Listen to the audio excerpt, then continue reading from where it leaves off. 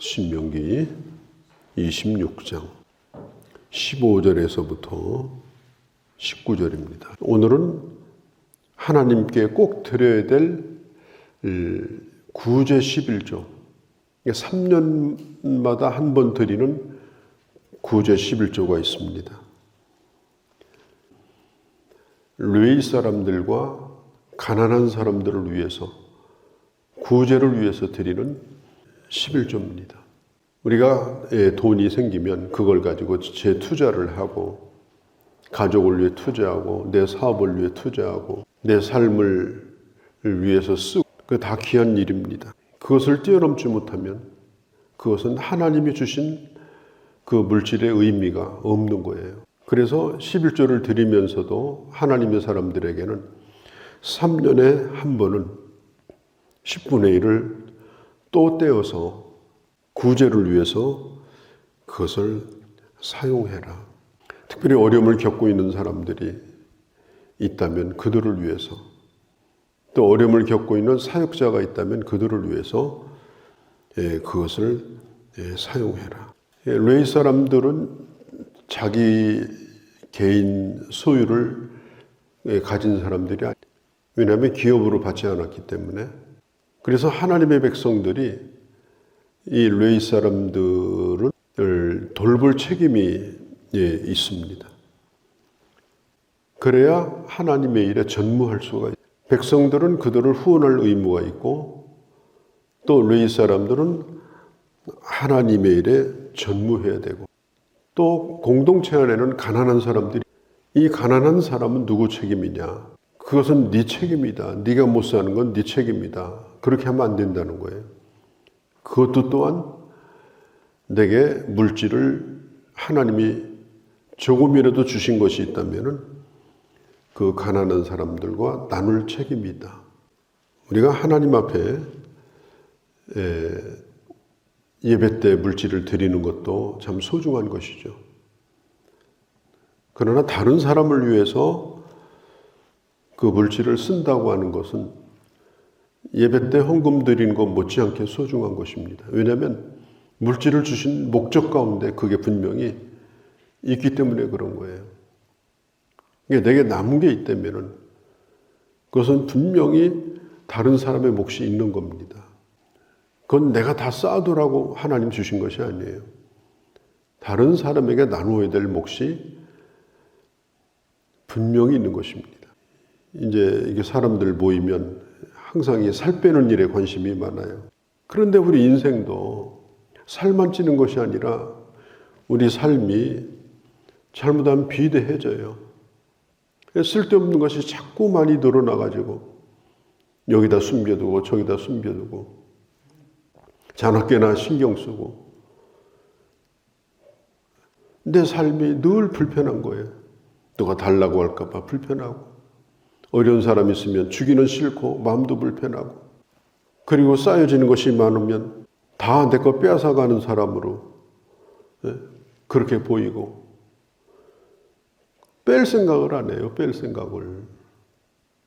생각은 안 하고 인생은 점점점 비대해지고 여기저기 병이 생기고, 나중에는 그 물질의 종이 되어가지고 정말 아주 자유롭지, 억지로 땀을 흘려서라도 빼내야 되는데 그렇지 못해가지고 그 인생이 점점 병들어가는, 정상적인 사람이 아닌 그런 인생을 사는 그런 사람들이 사실 얼마나 많습니다. 그러면서 어떻게 하든지 내 가지고 있는 것을 자랑하고 싶어하고 보여주고 싶어하고, 참 그게 우리 보통 사람들이 가지고 있는 생각이에요. 좀 빼내야 됩니다. 우리 몸에 있는 것뿐 아니라 우리 삶에 있는 것도 빼내야 돼요. 그렇게 해야 하나님이 주신 것을 이 세상에 흘러가게 하는 복의 근원이 되는 거예요. 복의 근원이라는 말은 내게서 복이 나온다는 얘기가 아니고, 내게 주신 복이 다른 것으로 흘러가는 이 통로 역할을 하게 한다는 거예요.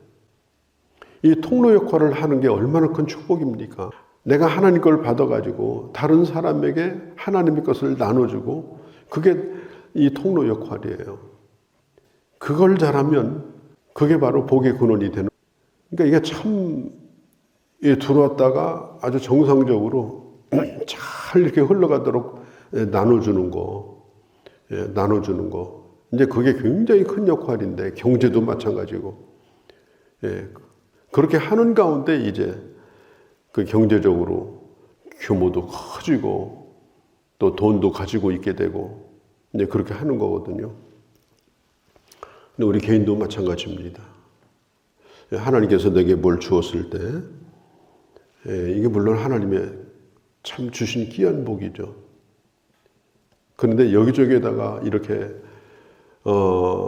저장해 놓고 그리고 그냥 썩어가고 그냥 차납게나 저게 값이 뛰나 내리나 매일 신문 들여다보고 부동산 정보 들여다보고 그렇게 사느라고 그냥 세월 보내는 거예요. 전혀 생산적이지 않아요. 그 삶이. 그런 사람들이 얼마나 많습니다.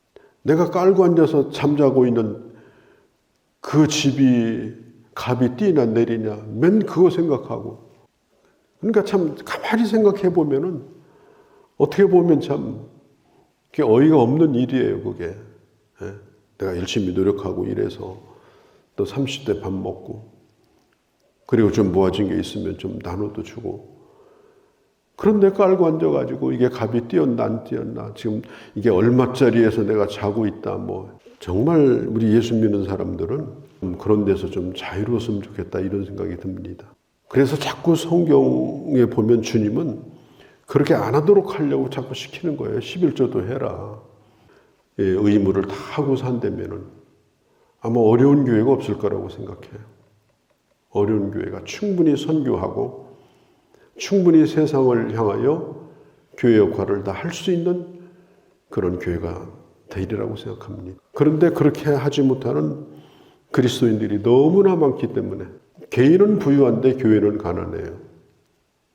개인은 할 걸 다 하는데 교회는 할 것을 아무것도 못하고 지내는 거예요. 그 생각해 보면 하나님 편에서 보면 참 안타까운 일이고 참 비극적인 일이죠. 우리가 그런 일을 일어나지 않도록 주님은 성경에 이걸 기록해서 계속해서 말씀하는 거예요. 하나님 앞에 주신 물질을 일정 분량은 떼라. 하나님의 전해드려라. 떼서 또 떼어서 가난한 자를 향해서 나누어 줘라. 이걸 아예 법으로, 이걸 아예 율법으로 정해가지고 이렇게 가르쳐 주시는 이유는 바로 우리 자신을 위해서 그렇게 하는 겁니다. 그래야 더 큰 복을 주시니까. 자꾸 복을 주셔가지고 나를 통해서 이 세상이 복되게 하려고. 자꾸 복을 주셔가지고 나도 살고 내가 하나님의 복을 이 세상에 흘러보내는 이 허브 역할을 잘 하면 내 자신도 건강해지고 또 이 세상도 복되고 그런 사람으로 살게 하려고 내게 물질도 주시고 또 그렇게 하라고 말씀도 하시는 것입니다. 우리가 주일날 교회 와서 찬양으로 신앙도 고백하고 사도신경으로 신앙도 고백합니다. 이러한 신앙 고백이 우리의 진실이라고 하면 이제는 물질로 드리는 신앙 고백이 뭐냐? 바로 성경대로 물질 생활을 하는 것이 신앙 고백이다. 입으로는 고백하는데 성경대로 물질 생활을 하는 것을 하지 않으면 그 입으로 하는 고백은 그건 진실성이 없는 거예요. 그냥 주문 외우고 있는 거지 그 사람의 삶과 아무 상관이 없는 거예요. 그러니까 하나님 앞에 내가 하는 이 신앙 고백은 내가 물질로 어떻게 살아가는가, 그 물질을 내가 어떻게 관리하는가, 그게 바로 하나님을 향한 신앙 고백이다. 사도행전 교회는 사실은 이 물질에 대해서 사도들이 11조 꼭 해야 된다. 그래야 교회가 어렵지 않고 하나님의 일이 계속될 수 있다. 이런 얘기가 별로 없어요. 왜 없느냐?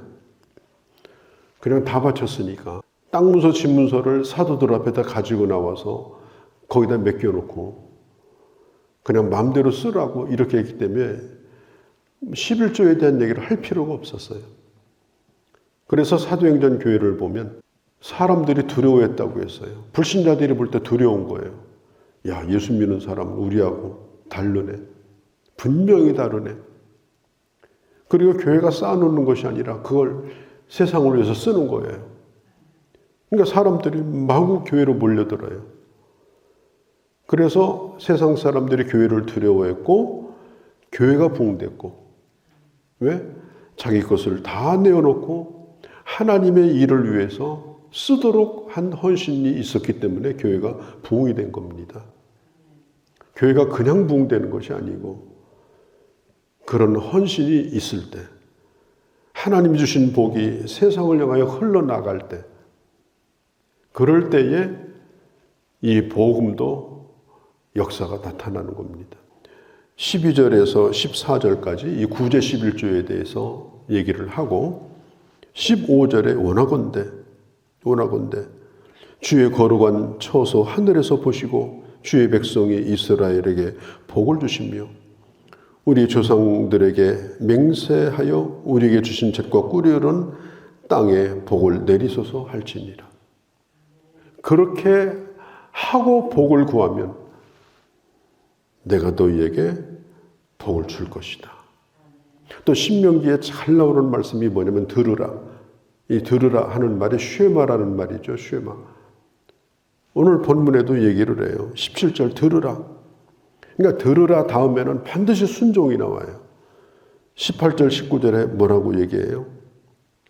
이 모든 명령을 지키라고 확언하였느니 내가 분명히 말했다. 이걸 지키라고 분명히 말했다. 그런즉 19절에 모든 민족 가운데서 너를 선택하시고 하나님이 찬송과 영광을 받을 성민으로 너희를 삼았다. 하나님의 백성답게 말씀을 듣고 순종하며 살라. 오늘 이 말씀을 그렇게 결론을 짓고 있는 것입니다.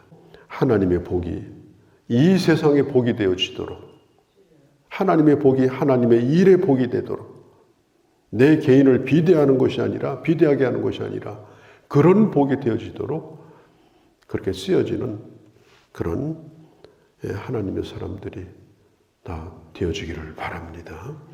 거룩하신 우리 아버지 하나님, 하나님 앞에 드리는 11조 외에도 3년에 한 번씩은 꼭 사역자들과 어려운 자들을 위해서 또 한 번 물질을 헌신하라고 말씀했고, 그럴 때에 그 땅에서 너에게 복을 받게 할 거라고, 그게 하나님의 사람이 사는 법이라고 저희들에게 가르쳐 주셨습니다. 아버지, 하나님이 내게 주신 복이 진정 하나님의 교회의 복이 되게 하시고, 진정 어려운 사람들에게 하나님의 은혜를 받는 통로로 쓰여지는, 그리고 끊임없이 하나님으로부터 하나님의 복을 받으며 사는 귀한 은혜를 저희들에게도 내려 주시옵소서. 우리 주 예수님의 이름으로 기도하옵나이다. 아멘.